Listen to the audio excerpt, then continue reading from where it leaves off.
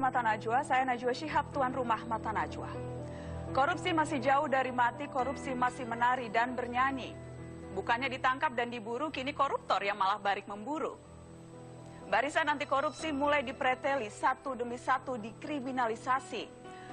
Perjuangan masih sangat panjang, perlawanan tak boleh tumbang. Karena kriminalisasi belum berhenti, harus bagaimana perjuangan melawan korupsi. Inilah Mata Najwa, barisan anti korupsi.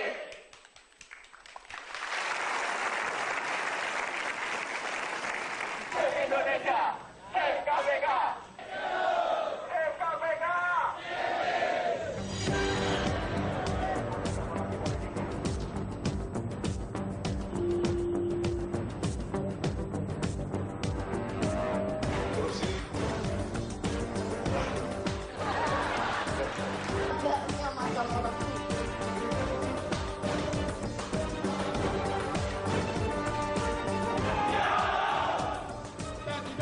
Berhenti untuk melawan koruptor. Cepat.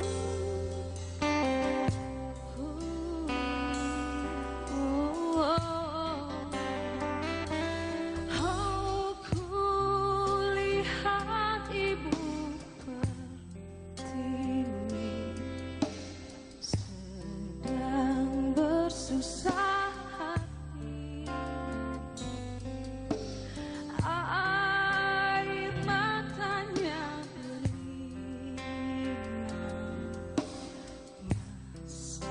intannya terkenang, hutan, gunung, sawah, lautan, simpanan kekayaan. Kini ibu sedang lara, rintih dan berdoa.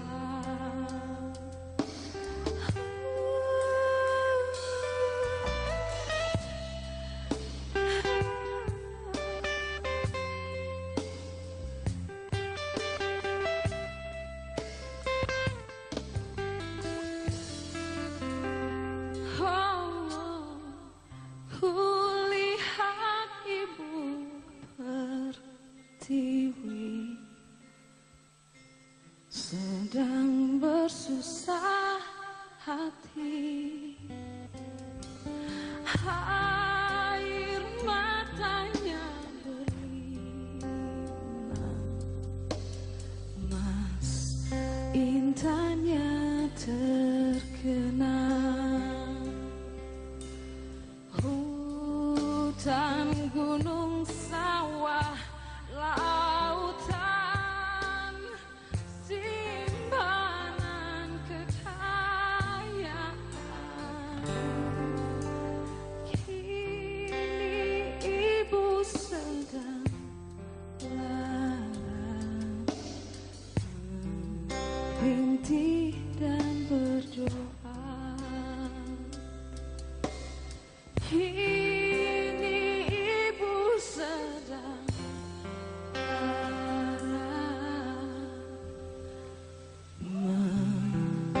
merintih dan berdoa.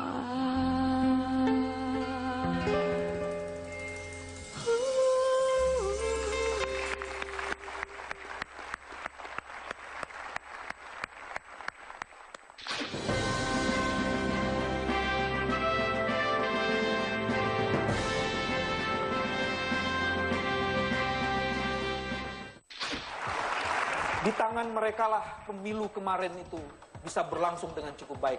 Dan saya yakin di tangan mereka lah siapapun yang berani-berani menghancurkan negara ini dengan tidak korupsi akan digilas oleh Peristiwa rentetan peristiwa sejak 2-3 bulan terakhir yang terjadi pada institusi tempat Anda bekerja, KPK, maupun terhadap Anda sendiri, Mas Wewe. Apakah situasi seperti ini pernah Anda bayangkan akan menimpa diri Anda dan institusi KPK? jalan pemberantasan korupsi itu pasti beronak dan penuh duri. Jalannya menanjak dan berliku. Itu sudah pasti. Karena tidak mungkin kekuasaan yang establis, yang biasa mendapatkan keuntungan dari sikap dan perilaku koruptifnya, itu akan diam saja menghadapi perubahan pemberantasan korupsi. Tapi kemudian saya berpikir, dulu saya banyak aktif membantu masyarakat di LBH maupun di LBHI, tidak ada masalah. Justru ketika saya menjadi penyelenggara negara, label tersangka ada di tempat saya. Apakah ini memang sebuah resiko dan pantas diambil sebagai sebuah resiko? Tapi yang jauh lebih penting sebenarnya, Jadi sesungguhnya ini kan toh memang sudah sesuai prediksi Anda kan? ya, Ini bukan sesuatu yang memang seringkali tidak terbayangkan, memang sudah tahu akan ada potensi resiko ini. kalau potensi resikonya memang harus diambil sebagai sebuah resiko. Tetapi kalau kemudian tanda-tanda ingin balik kembali pada situasi awal zaman otoritarian dulu, itu yang agak menyesakkan. Sudah sampai di titik itu? Saya kok berpikir, ini 15 tahun ini kita sedang ngapain sebenarnya? Dulu kan 3 dekade otoritarian itu merajalela di Republik ini.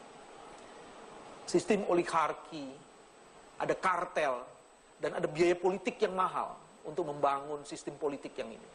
Tapi itu sekarang kok kayaknya mau balik lagi. Ini yang harus dicegah bersama-sama.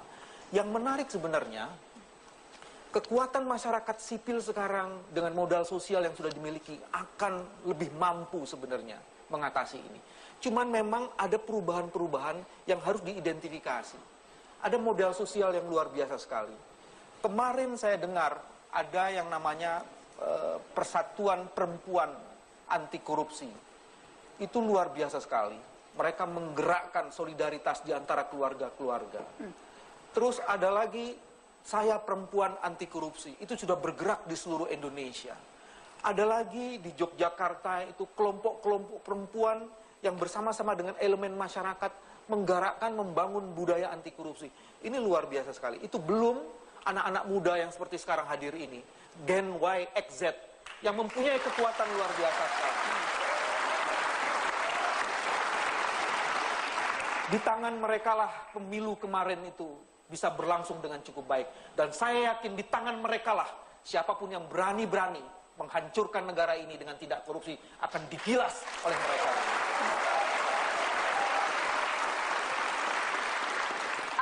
Anda merasakan sekarang ini atmosfernya banyak yang mau bergerak melawan atau sudah mulai lelah melihat jagoan demi jagoan tumbang dan tumbang? Ada cukup banyak masalah yang muncul. Dengan masalah yang muncul cukup banyak itu, mereka harus membagi prioritasnya. Dan kalau teman-teman semuanya diajak kembali kepada basis persoalan kita, maka kemudian saya berpikir bahwa gerakan anti korupsi akan menemukan kembali energi dan elan spiritualitasnya. Coba lihat alinea keempat konstitusi kita. Di situ disebutkan bahwa Indonesia itu hadir karena kita ingin mewujudkan kesejahteraan dan keadilan sosial. Salah satu penyebab utama yang menyebabkan kesejahteraan dan keadilan sosial tidak bisa hadir konkret, faktual pada hari ini, kendati sudah 70 tahun kita merdeka, adalah korupsi. Korupsi itu menghancurkan seluruh sistem nilai, keberadaban kita, kewarasan kita, bahkan menyebabkan masivitas kemiskinan yang luar biasa sekali. Proses penegakan hukum, kepercayaan publik pada kekuasaan, itu juga hancur gara-gara korupsi. Nah, kalau kita kembali pada basis awalnya, saya pikir kita akan kembali kepada elan spiritualitas. Kenapa bangsa ini perlu merdeka dan mengapa kemerdekaan itu perlu diwujudkan sekonkret mungkin, dan Gen Y, X, Z ini adalah bagian penting dari seluruh proses.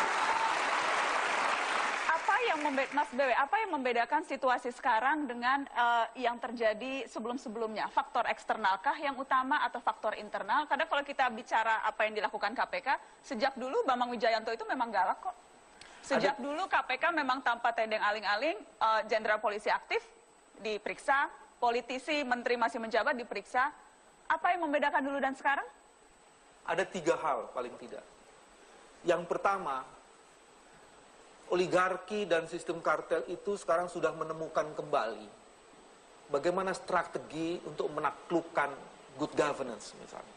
Bagaimana strategi untuk bisa akomodatif di dalam sistem demokratisasi. Nah, ini yang menurut saya yang tidak kita prediksi secara baik. Jadi ada kekuatan lama dan kekuatan kolusif dan koruptif yang bekerja dengan sistematik. Satu itu. Terus kedua, mereka meningkatkan kompetensi dan kemampuannya. Media menjadi bagian penting dalam seluruh strategi gerakan itu. Masyarakat diombang-ambingkan dengan berbagai pernyataan dan informasi yang sebagiannya distortif. Keberpihakan media sebagai kontrol publik itu tidak sepenuhnya ada. Dan itu menjadi satu masalah yang lain. Terus ketiga, konsolidasi gerakan masyarakat itu juga kurang begitu kuat. Sehingga kemudian ini menjadi masalah besar. Kita ada begitu banyak agenda dan kita belum bisa memilih mana agenda utama, mana agenda supporting, mana agenda yang juga dipakai untuk membangun dan membungkus seluruh gerakan itu.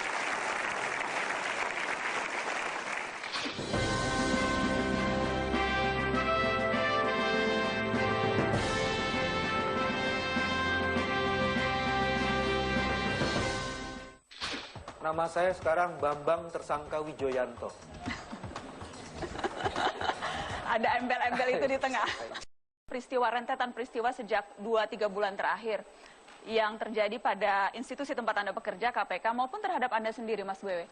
Apakah situasi seperti ini pernah Anda bayangkan akan menimpa diri Anda dan institusi KPK? Jalan pemberantasan korupsi itu pasti beronak dan penuh duri. Jalannya menanjak dan berliku. Itu sudah pasti. Karena tidak mungkin kekuasaan yang establis, yang biasa mendapatkan keuntungan dari sikap dan perilaku koruptifnya, itu akan diam saja menghadapi perubahan pemberantasan korupsi. Tapi kemudian saya berpikir, dulu saya banyak aktif membantu masyarakat di LBH maupun di LBHI, tidak ada masalah. Justru ketika saya menjadi penyelenggara negara, label tersangka ada di tempat saya. Apakah ini memang sebuah resiko dan pantas diambil sebagai sebuah resiko? Tapi yang jauh lebih penting sebenarnya. Jadi sesungguhnya ini kan toh memang sudah sesuai prediksi Anda kan? Ya. Ini bukan sesuatu yang memang seringkali tidak terbayangkan, memang sudah tahu akan ada potensi resiko ini. Kalau potensi resikonya memang harus diambil sebagai sebuah resiko. Tetapi kalau kemudian tanda-tanda ingin balik kembali pada situasi awal zaman otoritarian dulu, itu yang agak menyesakkan. Sudah sampai di titik itu? Saya kok berpikir, 15 tahun ini kita sedang ngapain sebenarnya? Dulu kan 3 dekade otoritarian itu merajalela di Republik ini.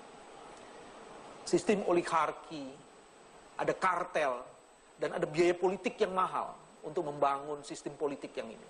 Tapi itu sekarang kok kayaknya mau balik lagi. Ini yang harus dicegah bersama-sama.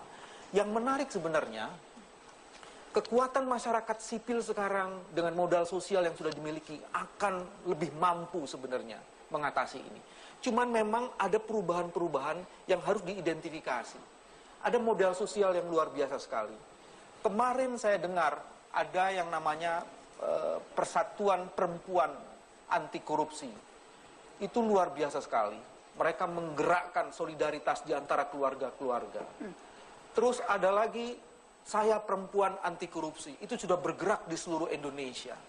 Ada lagi di Yogyakarta itu kelompok-kelompok perempuan yang bersama-sama dengan elemen masyarakat menggerakkan membangun budaya anti korupsi. Ini luar biasa sekali. Itu belum anak-anak muda yang seperti sekarang hadir ini. Gen Y, X, Z yang mempunyai kekuatan luar biasa sekali. Di tangan mereka lah pemilu kemarin itu bisa berlangsung dengan cukup baik. Dan saya yakin di tangan mereka lah siapapun yang berani-berani menghancurkan negara ini dengan tidak korupsi akan digilas oleh mereka.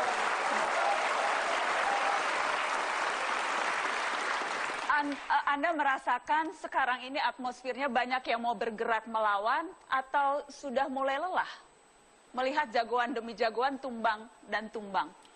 Ada cukup banyak masalah yang muncul.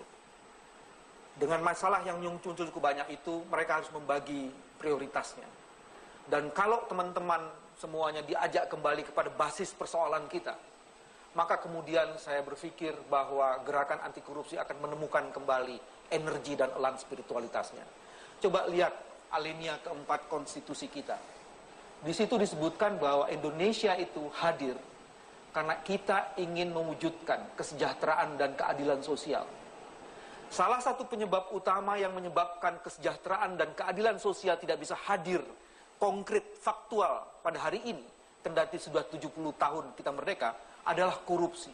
Korupsi itu menghancurkan seluruh sistem nilai, keberadaban kita, kewarasan kita, bahkan menyebabkan masivitas kemiskinan yang luar biasa sekali. Proses penegakan hukum, kepercayaan publik pada kekuasaan, itu juga hancur gara-gara korupsi. Nah, kalau kita kembali pada basis awalnya, saya pikir kita akan kembali kepada elan spiritualitas. Kenapa bangsa ini perlu merdeka dan mengapa kemerdekaan itu perlu diwujudkan sekonkret mungkin, dan Gen Y, X, Z ini adalah bagian penting dari seluruh proses. Mas Bewe, apa yang membedakan situasi sekarang dengan yang terjadi sebelum-sebelumnya? Faktor eksternalkah yang utama atau faktor internal? Karena kalau kita bicara apa yang dilakukan KPK, sejak dulu Bambang Wijayanto itu memang galak kok.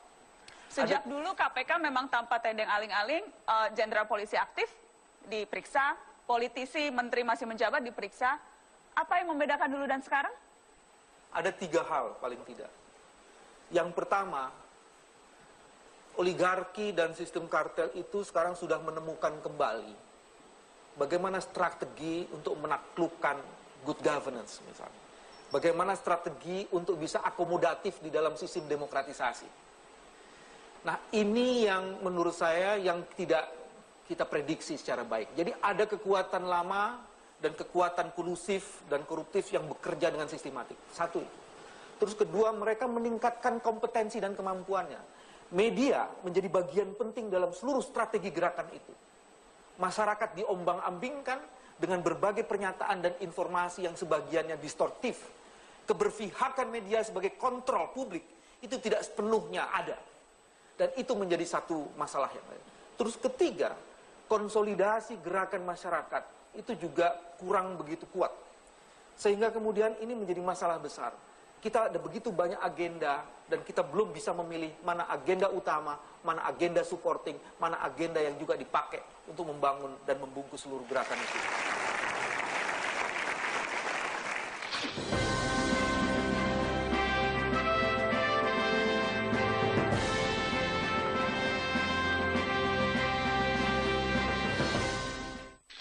Nama saya sekarang Bambang Tersangka Wijoyanto. Ada embel-embel itu di tengah. Gerakan yang muncul bervariasi dari berbagai kalangan, salah satunya dari internal tempat Anda bekerja. Kita ingat beberapa waktu lalu, pegawai KPK berdemonstrasi. Kita lihat cuplikannya berikut ini.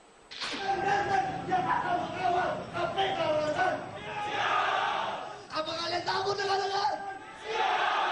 Orasi lagi dengan? Jika ada 100 pemberantas korupsi, pastikan kita adalah salah satunya.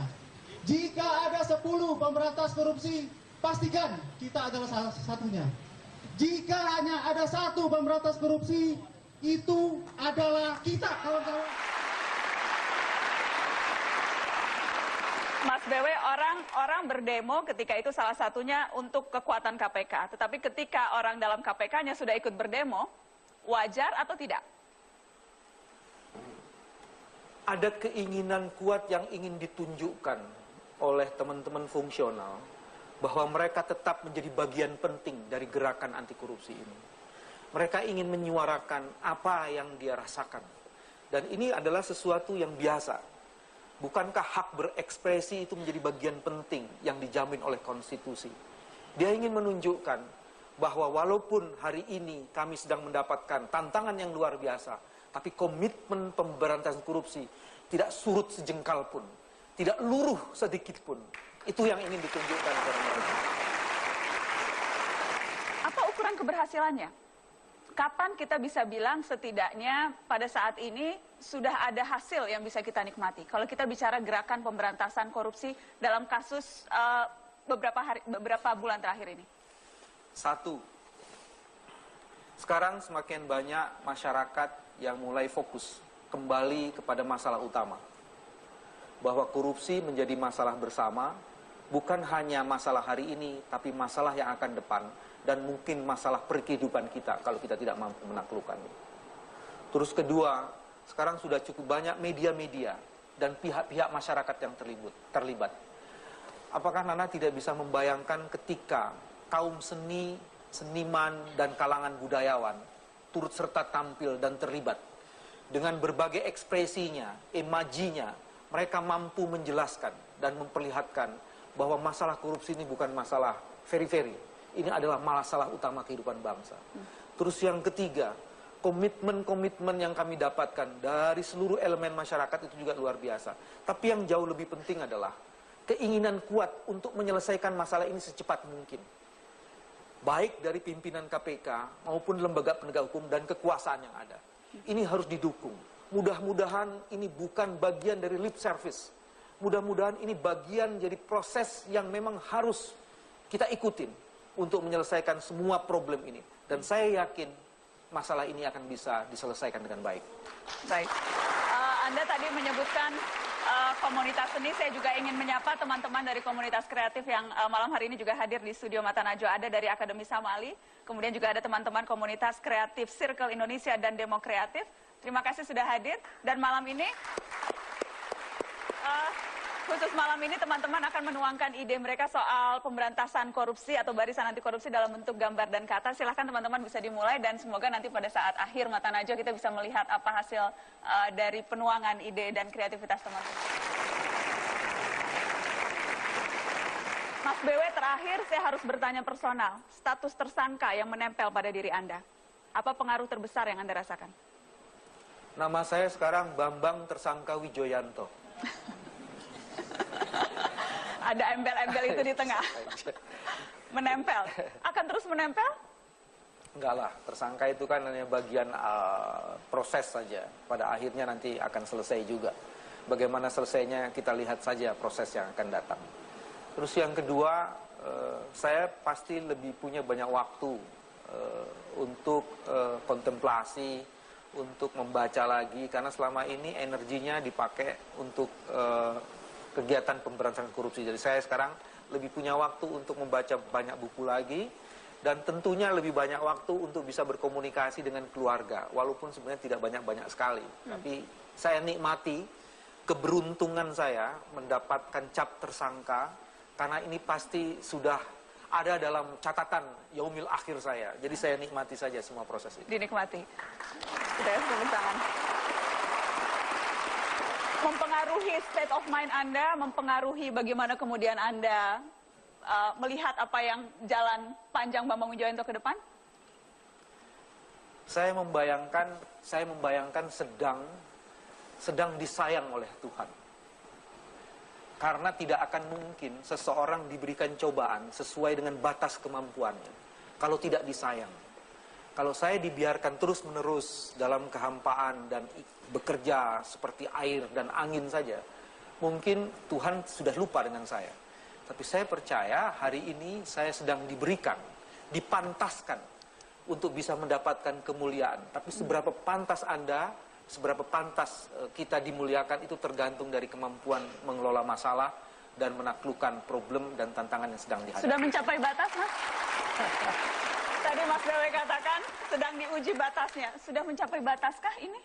Saya tidak tahu apakah itu batas kemampuan saya. Tapi saya yakin semua cobaan yang dikenakan kepada orang itu adalah sesuai dengan ukuran dan batas yang dimiliki oleh kemampuan orang itu. Baik. Terima kasih Mas Bambang Wijoyanto sudah hadir di Mata Najwa, Barisan Anti Korupsi. Kita kasih tepuk tangan.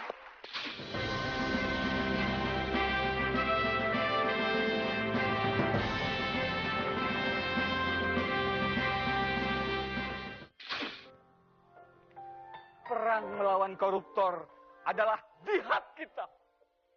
Adalah jihad Indonesia. Berulang. Roda terus berputar. Tetapi sepanjang hayat di dalam badan, perjuangan kita membebaskan Indonesia tidak akan pernah padam. Dahulu kita berjuang untuk Indonesia yang bebas dari penjajahan. Sekarang, perjuangan kita adalah memerdekakan Indonesia melawan koruptor. Terkadang koruptor kalah. Tidak jarang kita yang kalah. Tapi kita tidak pernah, tidak boleh setapak pun menyerah.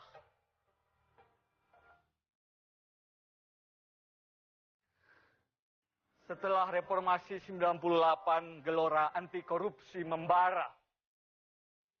Korupsi kita tetapkan menjadi kejahatan luar biasa. Kita ciptakan KPK. Kita adalah KPK. Indonesia adalah KPK. Kita adalah Indonesia yang bebas dari korupsi. Indonesia yang demokratis adalah Indonesia yang anti korupsi. Karena demokrasi dan korupsi bukan kawan sejati. Karena korupsi dan demokrasi adalah lawan abadi.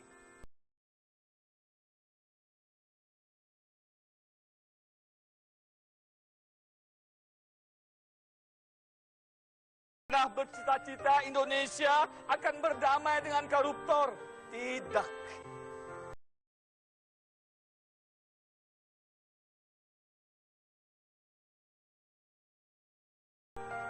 Gesekan, bahkan perang melawan koruptor adalah keniscayaan.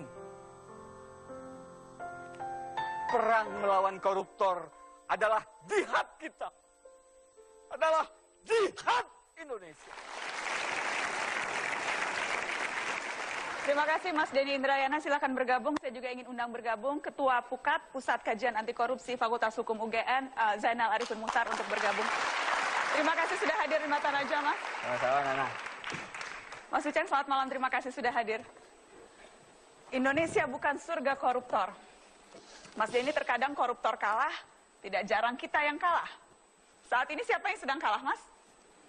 Kalau ukurannya pilar anti korupsi kita di tanah air, salah satunya adalah KPK, maka sekarang KPK sudah kita lihat sama-sama. Seorang Bambang Wijayanto sudah menjadi tersangka, Abraham Samad sudah menjadi tersangka. Jadi, ya posisi kita sekarang memang dalam situasi yang tidak mudah. Tetapi sekali lagi, ini adalah perputaran roda yang harus segera kita kembali menangkan. Anda tidak mau bilang KPK kalah, padahal PLT KPK sudah mengaku KPK kalah.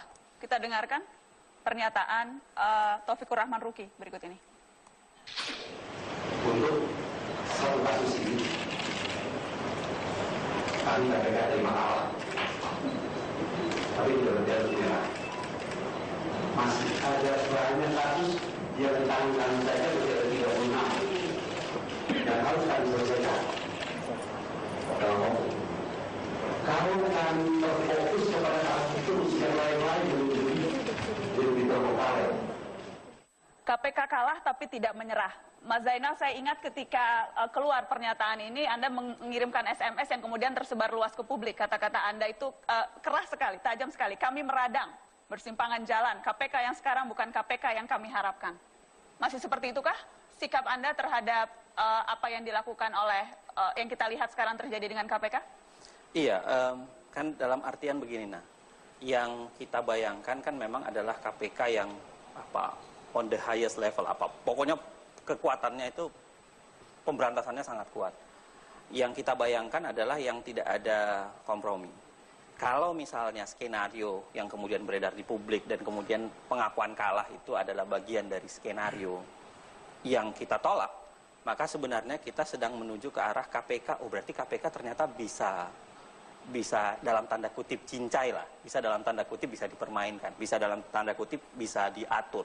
kalau kemudian ada pernyataan menyerah, ada pernyataan ini, ada pernyataan barter kasus, ada pernyataan bahwa ini harus dihilangkan sedangkan yang lain harus dilakukan. Apa pentingnya kasus ini, Mas Zainal, Mas Denny? Ada 36 kasus yang saat ini sedang ditangan. Kenapa ngotot kasus ini harus tetap di KPK? Sudah ditolak, bahkan PK-nya katanya sudah akan ditolak juga, sebelumnya kasasinya ditolak. Kenapa tetap kasus ini harus dipegang KPK?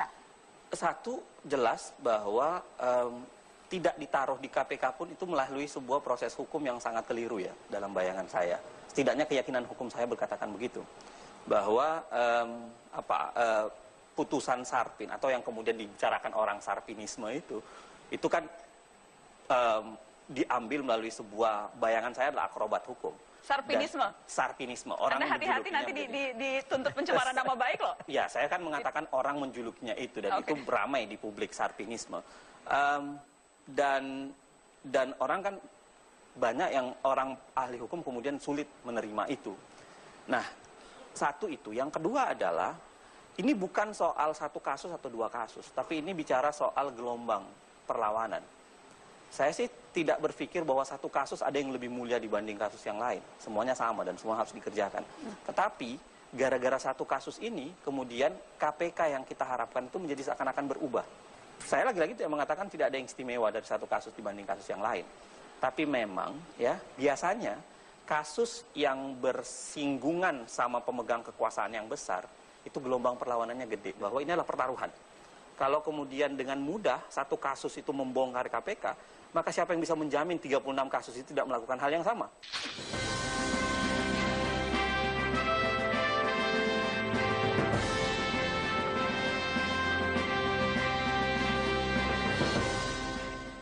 Pembacaan surat ini adalah tagihan.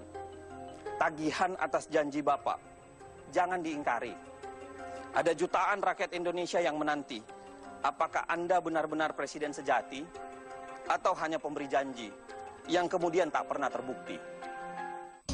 Soal itu, pencemaran nama baik, dan ada satu lagi kasus yang juga mengintai Anda. Ya. Apa argumen Anda bahwa ini dicari-cari, dibuat-buat? Atau Anda tidak mau repot-repot menjelaskan bahwa ini dicari-cari? Detailnya tentu akan saya jelaskan pada forum yang lebih pas, karena butuh waktu panjang untuk menjelaskan, terutama yang tuduhan korupsi misalnya. Itu sangat detail bagaimana saya merubah cara pembayaran yang manual, lama, mengantri, menimbulkan praktek percaloan, pungli, menjadi cara pembayaran secara elektronik. Tetapi tidak bijak saya bicara tentang kasus saya sendiri. Biar masyarakat menilai bagaimana dalam situasi kita kemarin mencoba untuk menyelamatkan agenda pemberantasan korupsi dengan simbolisasi KPK-nya, kemudian pimpinan KPK ditersangkakan, Novel Baswedan kasusnya kembali diangkat, beberapa teman di Padang dilaporkan polisi, kemudian Komnas HAM sekarang dilaporkan polisi. Saya juga dilaporkan 2 tentang jurus pendekar mabuk dan bagaimana pelayanan publik dalam pembayaran paspor secara elektronik. Saya pikir masyarakat pasti bisa melihat dengan jernih, dengan bijak, mana yang memang merupakan suatu proses hukum dan mana yang tidak. Ketika kemudian ada yang menyebut bahwa Anda tidak sportif, tidak berani menghadapi proses hukum, melakukan lobi-lobi politik dengan datang ke istana, apa jawaban Anda atas tudingan itu? Saya menghormati perbedaan pendapat. Perlu diingat bahwa kemarin itu adalah panggilan pertama sebagai saksi, ya. Panggilan pertama sebagai saksi. Pada saat yang bersamaan, kami mendengar Presiden melalui Menseknek mengatakan hentikan kriminalisasi, dan saya di salah satu media online disebutkan sebagai contoh kriminalisasi itu oleh pemberitaan itu.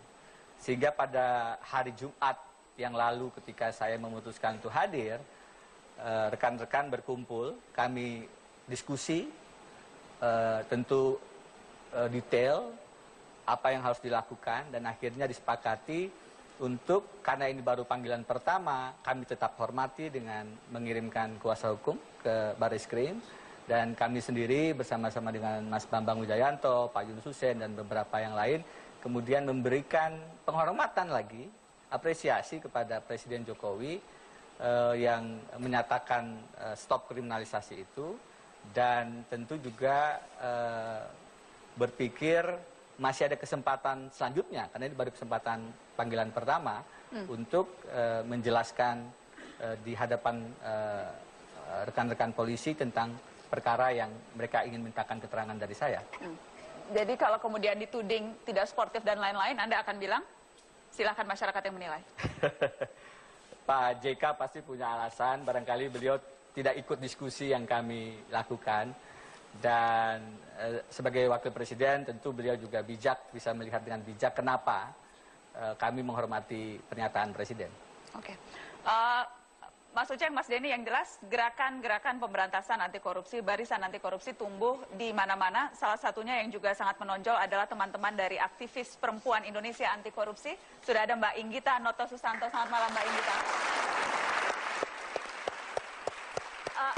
Perempuan Indonesia anti korupsi. Apa saja gerakan, selain Anda dan teman-teman tentunya banyak gerakan-gerakan lain yang tumbuh. Saya ingin dengar ceritanya di berbagai daerah, di pelosok Nusantara. Apa saja yang mereka lakukan?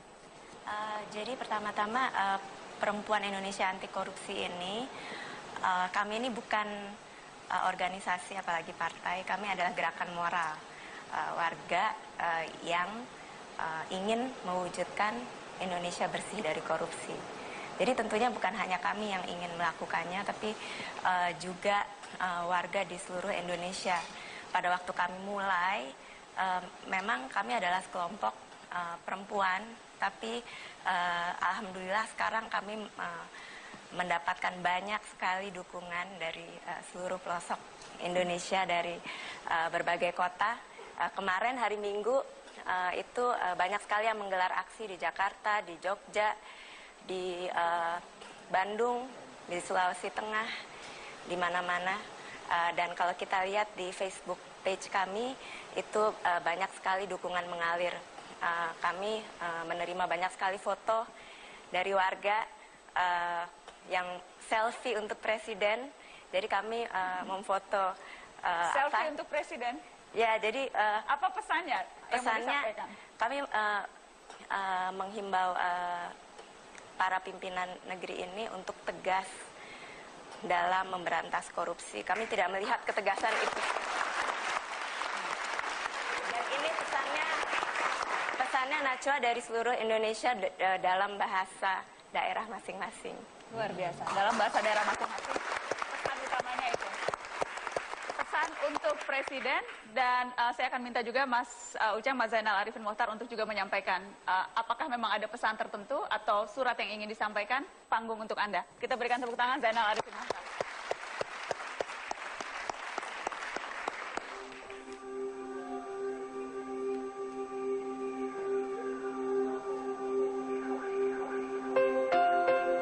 Pak Presiden, kami berharap Anda sedang melihat acara ini sesungguhnya dan mendengar keluh kesah serta jeritan begitu banyak orang terhadap Anda. Kami yakin Anda, meski nawacita Anda disusun oleh tim Anda, barangkali Anda tidak ikut menyusunnya, tapi kami yakin Anda memahami dan menghayati isinya. Satu poin yang kami mau tagih adalah konsistensi soal pemberantasan korupsi. Pak Presiden, saat ini ada tindakan insubordinasi loh Pak. Para pembantu Bapak, atas perintah Bapak yang sesungguhnya melarang untuk kriminalisasi. Berwibawalah Pak, tunjukkan kalau tindakan yang merendahkan wibawa Bapak sebagai kepala negara dan kepala pemerintahan tidak boleh dibiarkan. Pak Presiden, Pak Joko Widodo, belum pernah ada sejarah pemberantasan korupsi berhasil jika tak didukung oleh komitmen dan political will yang kuat. Tunjukkan komitmen itu dengan mereformasi segera kejaksaan dan kepolisian, dua lembaga yang menurut saya tertatih menanti titah kuat dari dan komit perbaikan oleh seorang presiden. Perbaiki juga relasi dan sinergi yang terkoordinasi dengan KPK. Pak Jokowi, rumus standar pemberantasan korupsi adalah penindakan yang kuat dan pencegahan yang terkoordinasi. Jangan tinggalkan penindakan dengan alasan prioritas pencegahan. Itu mustahil, Pak. Sangat mustahil. Keduanya adalah wajah yang sama dalam sekeping uang logam. meninggalkan salah satunya adalah jalan tercepat menuju ke arah penghancuran pemberantasan korupsi. Pak Jokowi, saat ini penanggulangan korupsi oleh KPK berada dalam posisi terancam. Oleh karena kepercayaan publik atas dua pimpinan PLT yang Bapak pilih sangat rendah. Padahal, tindakan menunjuk PLT adalah tindakan untuk memperbaiki kondisi KPK dan meningkatkan kinerja serta kepercayaan publik atas KPK. Perlu, menurut kami, perlu pernyataan terbuka Bapak kepada para PLT dan komisioner lainnya di KPK agar mendengarkan aspirasi publik terkait dengan usulan perbaikan kinerja dan peningkatan kepercayaan publik atas KPK. Pak Jokowi, pembacaan surat ini bukan permohonan. Pembacaan surat ini adalah tagihan. Tagihan atas janji Bapak. Jangan diingkari. Ada jutaan rakyat Indonesia yang menanti. Apakah Anda benar-benar presiden sejati atau hanya pemberi janji yang kemudian tak pernah terbukti? Dari kami orang-orang Indonesia yang berharap penegakan hukum anti korupsi.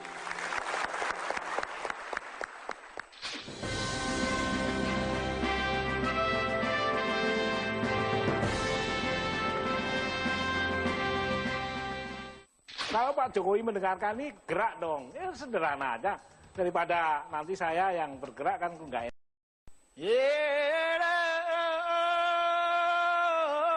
Semua kawan-kawan barisan anti korupsi.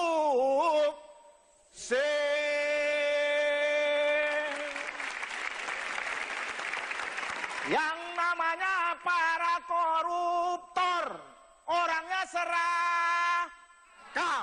Kalau ambil makanan pakai gayung segini, nah, itu dia. Tidak cukup ngambil harta orang satu tangan, malahan pakai beko, sangking serakahnya. Yang namanya koruptor, aparatus negara yang sudah ditugaskan untuk menjaga negara ini, malahan bukan menjaga, dia jadi malahan maling sendiri. Itulah dia para koruptor. Yang namanya para koruptor aparatus negara, yang seharusnya menjalankan martabat bangsa, menjalankan sejarah dari para pendiri bangsa, malahan dia jadi pengkhianat. Wah, tepuk tangan. Yeah. Yang namanya para koruptor, keadilan, kesejahteraan semakin jauh, malahan oleh para koruptor dimasukkan dalam penjara.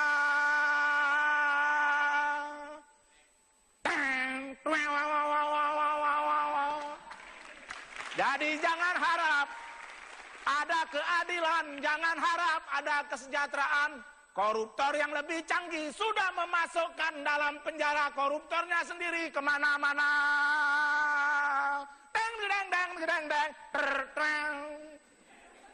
Singkat saja dari saya, barangkali hukuman yang paling cocok buat para koruptor bukan dihukuman mati, karena hukuman mati harus kita hapuskan, bukan begitu Bang? Potong saja tangannya. Sepakat? Para koruptor, potong tangannya. Kalau koruptor 100 miliar, potong tangan kiri. Koruptor 200 miliar, potong tangan kanan. Kalau udah nggak ada tangan lagi, siapa yang mau jadi koruptor? Itu saja pesan saya. Yang terakhir singkat saja, koruptor itu bau.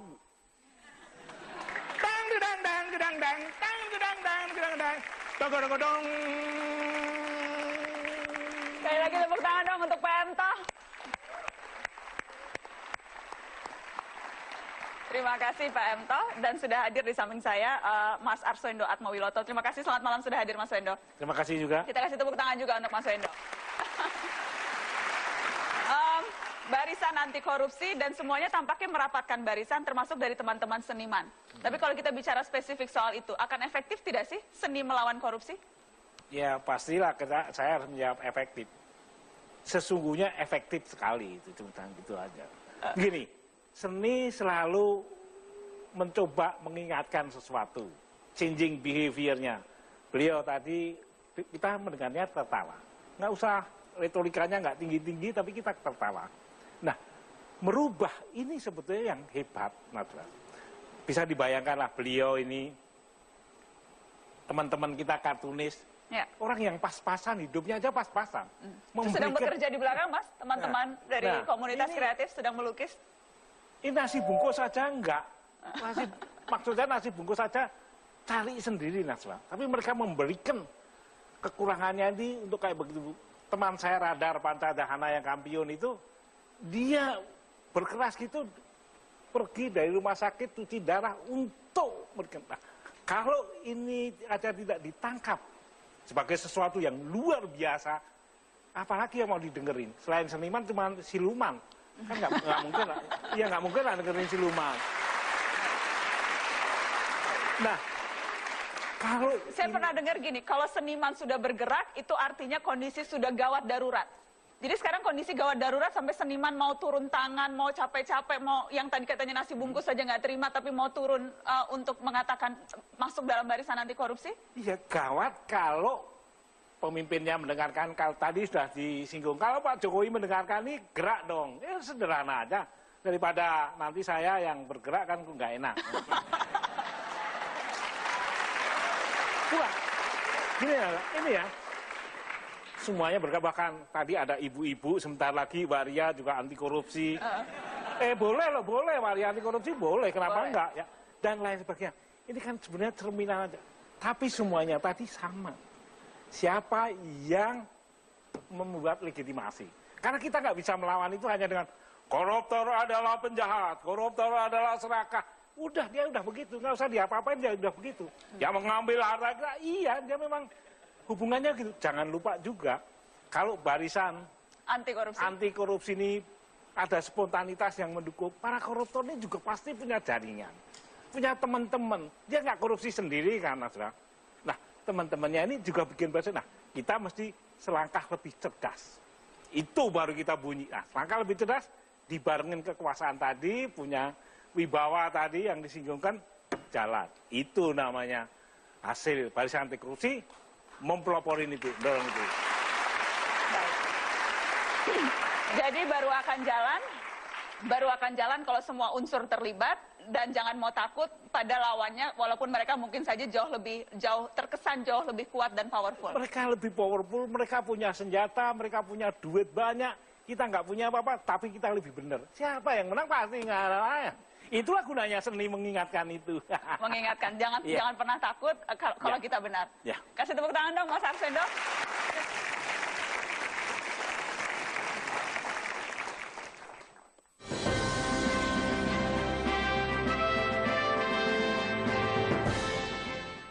Keserakahan dan korupsi jadi urat nadi di negeri ini.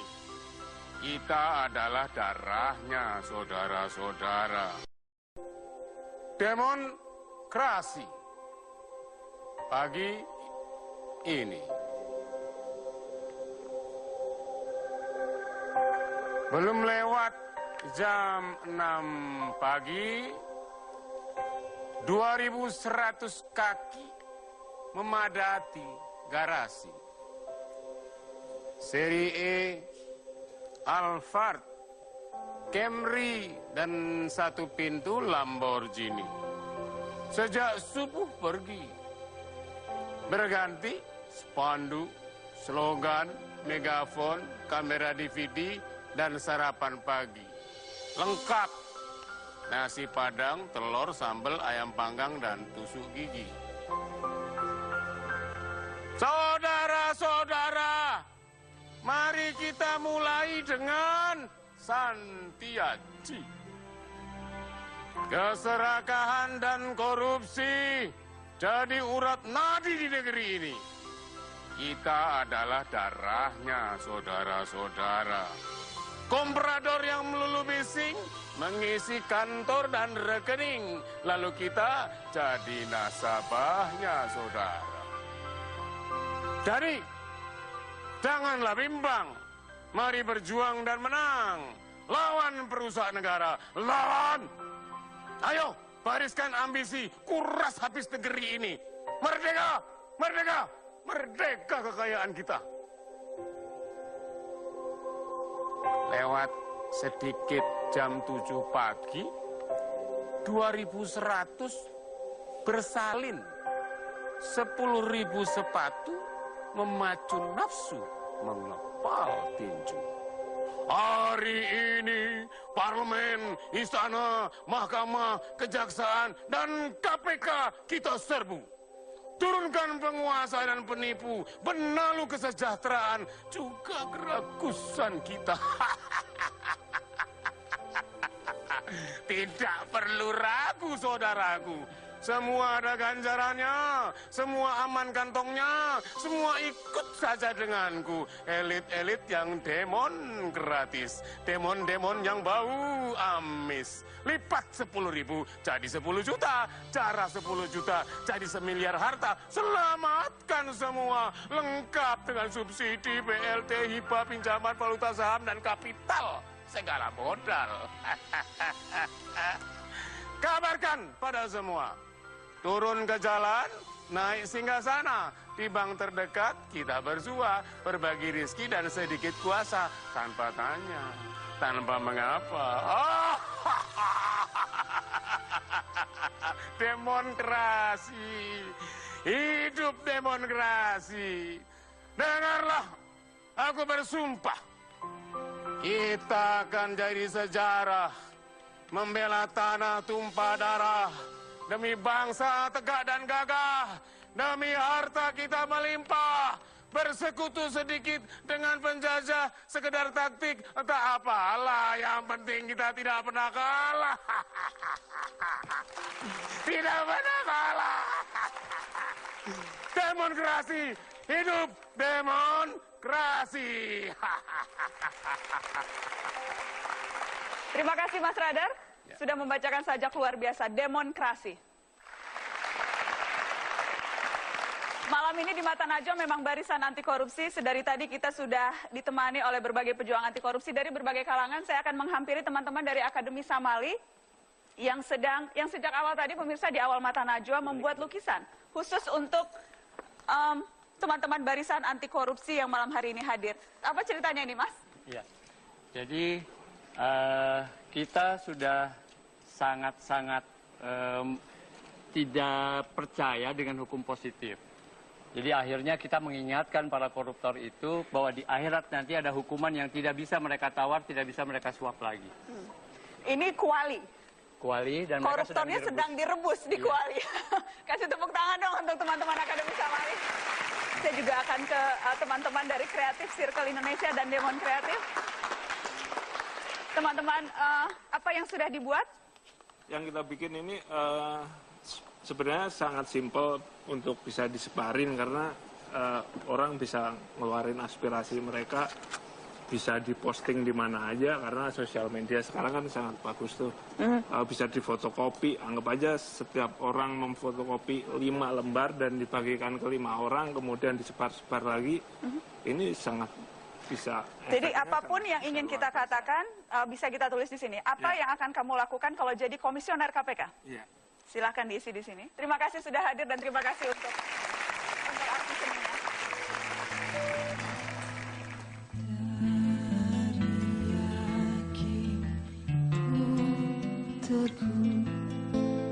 Hati ikhlasku penuh akan karunia-Mu. Tanah air Nusantara Indonesia merdeka.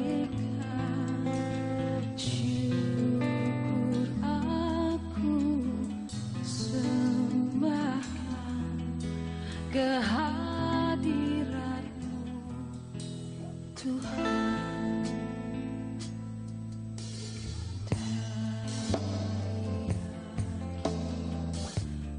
untuk hati ikhlasku penuh akan karunia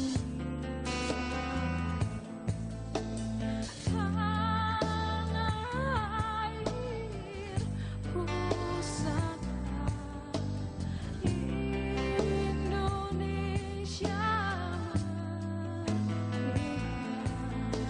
syukur aku sembahkan kehadiratmu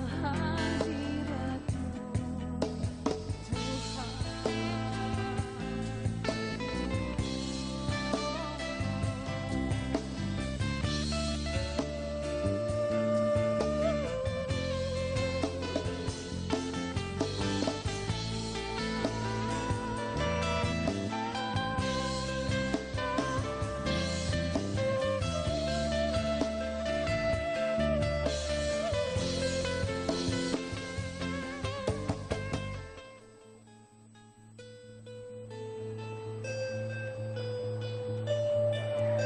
Bung Karno pernah bilang ini, berjuang melawan bangsa sendiri akan sulit sekali.